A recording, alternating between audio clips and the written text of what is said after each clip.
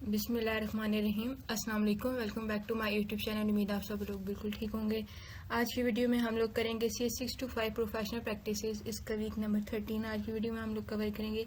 इससे पहले जो इसके फाइनल टर्म के वीक नंबर 7 से लेकर वीक नंबर 12 तक मैंने सारे चैनल पे अपलोड कर दिए हैं शॉर्ट लेक्चर, तो आप पहले वो देखें। तो अभी हम चलते हैं। वीडियो स्टार्ट करने से पहले अगर आप मेरे चैनल पर न्यू हो तो चैनल को सब्सक्राइब कर लें। इस वीडियो के डिस्क्रिप्शन में व्हाट्सएप चैनल का लिंक होगा, वीडियो की तमाम अपडेट के लिए आप उधर ज्वाइन कर सकते हैं। तो अभी हम इसका वीक नंबर 13 कवर करेंगे। इसमें जो भी इंपॉर्टेंट शॉर्ट होंगे, लॉन्ग होंगे, वो आप लोग के साथ शेयर करूंगी। तो फर्स्ट इसमें हमारे पास इंट्रोडक्शन है। इसमें इंफॉर्मेशन सिक्योरिटी के प्रिंसिपल्स हम पढ़ेंगे। इसके बाद इंफॉर्मेशन सिक्योरिटी का organisation structure and information classification. तो ये जो आपका वीक है ना, ये बहुत इंपॉर्टेंट है। इसमें ऐसे आपके लॉन्ग भी आते हैं और शॉर्ट भी आते हैं। फर्स्ट हमारे पास इंट्रोडक्शन है इंफॉर्मेशन सिक्योरिटी का, तो ये आपको शॉर्ट में भी आ जाता है और MCQs में भी।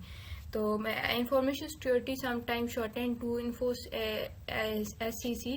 तो इसको हम शॉर्ट फॉर्म में ऐसे भी लिखते हैं, is the practice of defending information. ये एक ऐसी प्रैक्टिस है जिसमें हम अपनी इंफॉर्मेशन को डिफेंड करते हैं अनऑथराइज्ड एक्सेस से। तो आपके पास MCQ आ सकता है कि इंफॉर्मेशन सिक्योरिटी की शॉर्ट फॉर्म क्या है। तो ये भी, और ये किसको डिफेंड करता है, तो ये इंफॉर्मेशन को डिफेंड करता है अनऑथराइज्ड एक्सेस से। Use disclosure, disruption, modification, inspection, recording और डिस्ट्रक्शन। जिसमें हमारे पास डिस्क्लोजर, डिस्ट्रप्शन, इसमें मॉडिफिकेशन होगी, इंस्पेक्शन और रिकॉर्डिंग और डिस्ट्रक्शन भी आ जाती है। It is a general term that can be used regardless of the form the data में टेक।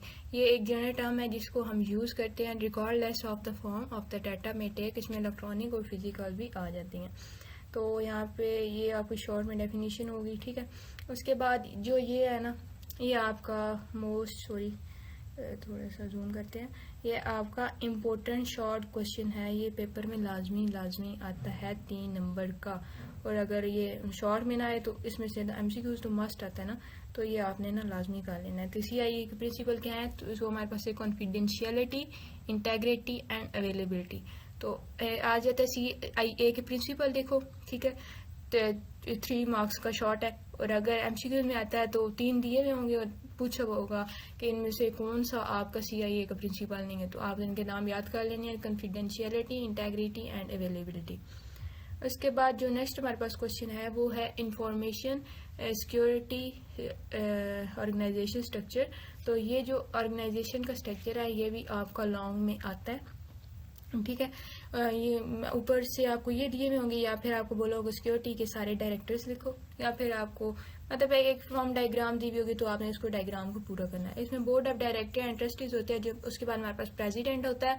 प्रेसिडेंट के बाद हमारे पास CIO होता है ऑर्गेनाइजेशन में। उसके बाद सिक्योरिटी डायरेक्टर होता है, और सिक्योरिटी डायरेक्टर के अंडर हमारे पास प्रोजेक्ट सिक्योरिटी आर्किटेक्चर टेक होता है, इंटरप्राइज सिक्योरिटी आर्किटेक्ट होता है, सिक्योरिटी एनालिस्ट होता है और सिस्टम ऑडिटर होता है। तो ये आपने डायग्राम लाजमी कर लेनी है।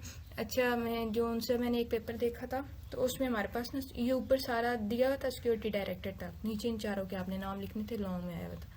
तो ये आपने लाजमी करना है। उसके बाद जो नेक्स्ट हमारे पास है वो है इंफॉर्मेशन क्लासिफिकेशन।